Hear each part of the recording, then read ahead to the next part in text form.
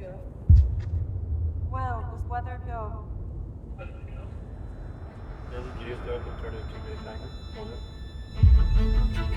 Real or avionics go?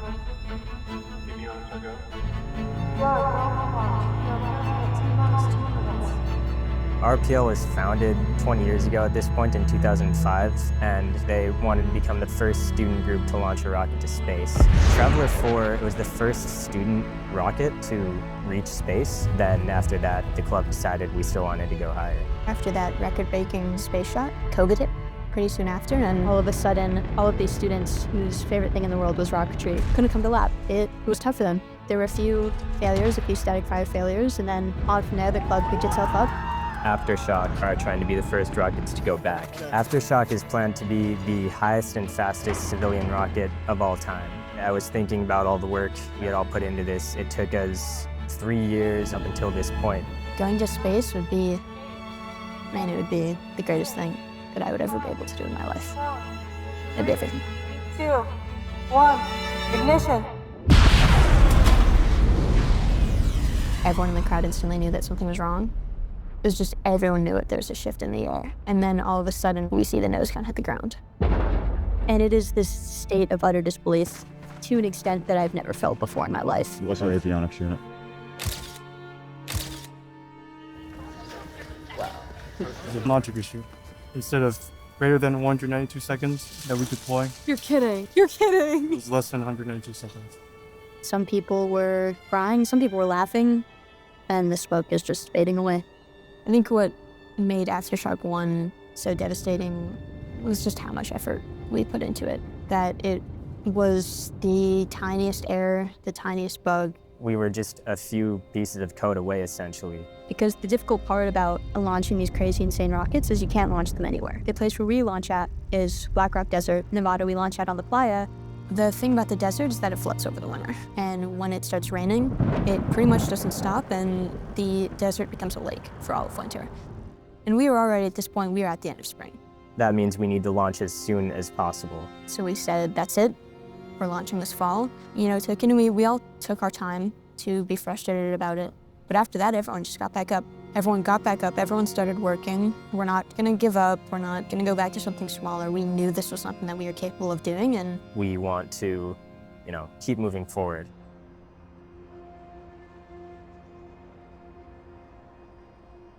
the one thing that's really scary about right now is we cannot push. We have a weekend that we are launching to make schedule. We have to make these parts. We have to do it on time. There have been a lot of mishaps in the build. For example, our nose cone, we made a set, it wasn't good. We made another set, and then ultimately when we made the full nose cone, it was a bit over mass. Another thing that has been really challenging is the completion of our avionics unit. They have to build a flight computer from scratch in 6 months. If the flight computer fails, it's a failure of the mission. That's priority number one. Make sure it lands safely under parachutes. And there's lots to do still, so just under 3 weeks. Almost every single hour, including every hour of the night, someone in the club was working. Non-stop work, around the clock. Every minute of every day, it is all that you think about. The one thing that I can't convince myself to stop worrying about is just can this rocket withstand hypersonic flight? So supersonic flight is already crazy. You have to change the entire way you think about all of these forces. And then hypersonic flight, which is above Mach 5, just does that again. There's a lot more heating shocks on all these parts, and the fact that we're spending so much time there,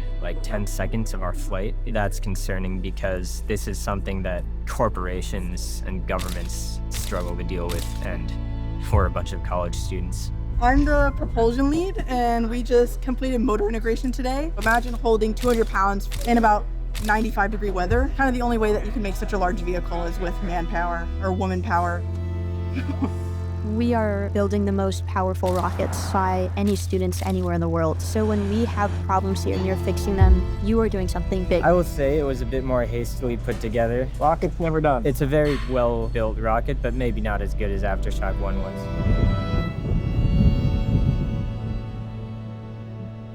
was. The deal with the weather is that for a good few weeks, everything was looking fine, right until it wasn't. A few days ago, we started seeing on weather forecasts that it was going to rain in the desert. If this launch date doesn't work, then it's more than likely that the playa will be flooded for the rest of the winter.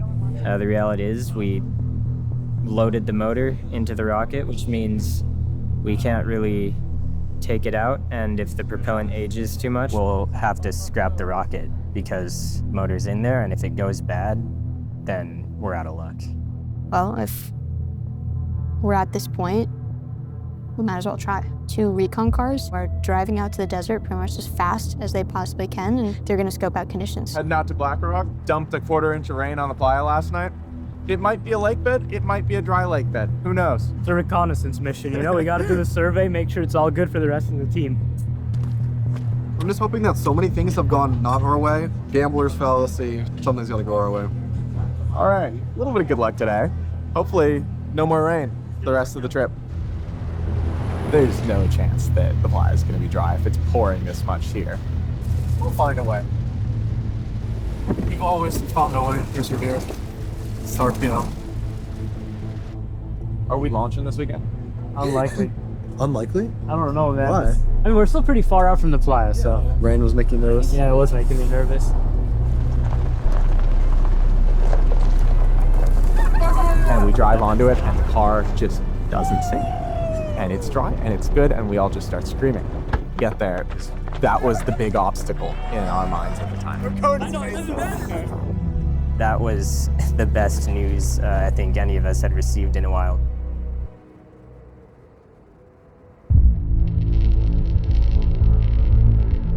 Recovery will also be working in the integration dome over there, and Sims work will be in the avionics dome. Again, the tower will be a 1/4 mile that way. We have 130 students on this trip. Freezing cold out here. It is incredibly windy, it is dusty. The main thing on everybody's mind is this gonna be just like Aftershock 1? It would have been, 2 failed attempts, and it's not possible for us. We have a lot of pressure on us, even especially a lot of pressure on ourselves. This rocket needs to go to space. Everything's at stake for Aftershock 2. We can't stay out here in the desert forever, right? We have to go back to school. The avionics team has been working. They have found some bugs on boards. Some of them are software related, some of them are hardware related. Currently, rangefinder transponder, so the board to determine where the rocket is in flight. Currently not working. Last time with Aftershock 1, we all thought it was going to work, and I think now at this state, we don't know what to think. No clue if I'm going to be the most devastated I've ever been in my life that this has failed twice, or if I am going to literally be out of this world. I just have no clue.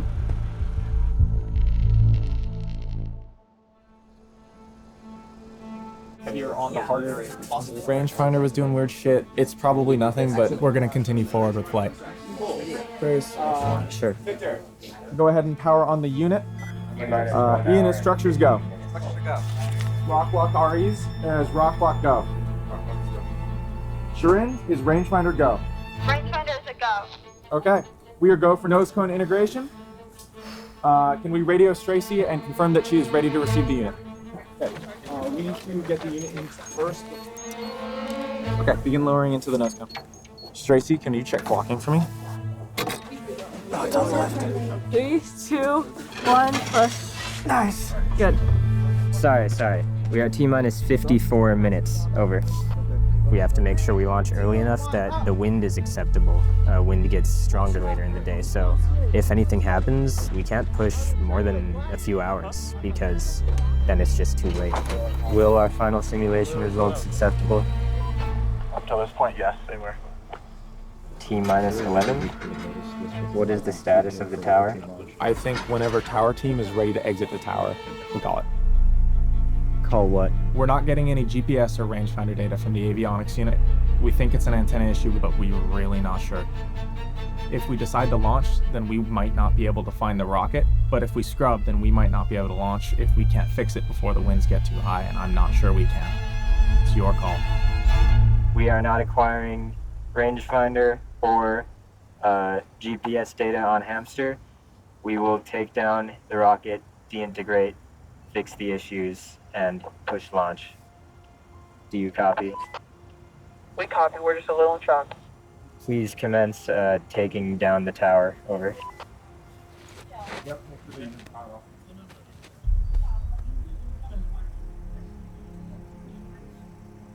uncertainty started to come back into play. You know, we were this close to launching, but to kind of get into the mindset of we're launching and then to have to exit it again just for a bit more work, you really have to exercise a lot to keep on pushing there. So this is a high-octane moment because within 2 hours, we need to take the rocket off the pad, bring it back to camp, deintegrate the avionics unit, take it out safely, debug all the issues, diagnose everything. All of it is key to making sure that we can get the rocket back on the pad in time. How do you fix a computer out in the desert and out in the middle of nowhere, right? We're counting on Hamster. We're gonna let me know when you get packets. We weren't getting enough packets, essentially, enough communication from GPS satellites. No, this entire time I've done 0 satellites. Some satellites 0. I'm gonna try one more crackpot idea after this. We're gonna integrate a different GPS antenna and see if that fixes the problem. Over. We are waiting another minute to power this back on and see if this antenna is faulty. We do not have a great alternative. Okay, confirm if you get locked and with how many satellites? You got 12 right now. 12? Satisfies me. Yes. The new antenna worked, and now we're getting packets, and we're not certain what other problems could arise. There's still so much more to go before this thing launches and before it reaches space. We have to do everything perfectly at this point if we want this to go right. We are now beginning our go-halt checks. If there is any uncertainty or problem regarding the vehicle or the launch, please call HALT. Stracy is recovery go. Recovery is go, over. Cal is go, over. Igniter is go, over. Aline, our avionics go. Avionics is go. We are go for launch. Aline, call halt if turn command is not confirmed at T-minus 10 seconds. 10, 9, 8, 7, 6, 5, 4, 3, 2, 1. Ignition.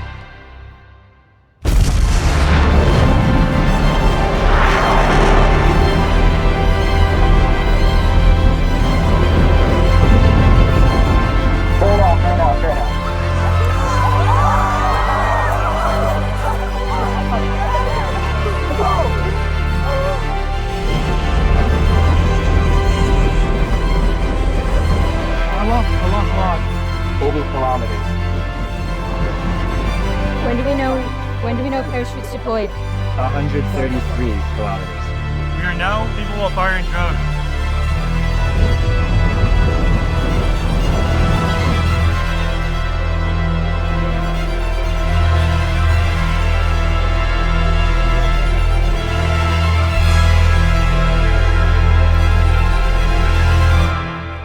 Drone's firing.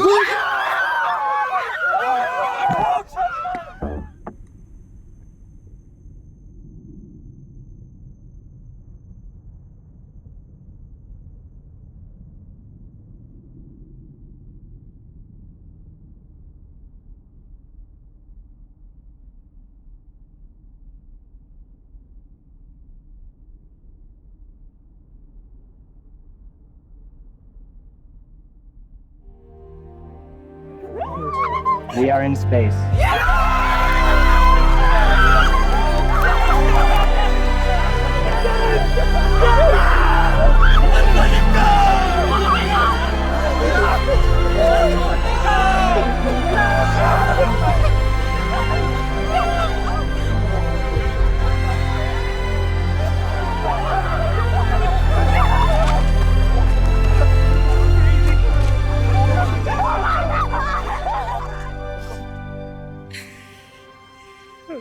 A group of local college students suddenly find themselves world record holders. Some rocket-building college students from the University of Southern California just broke an international amateur record. We better, this better be serious this time. It's a rocket!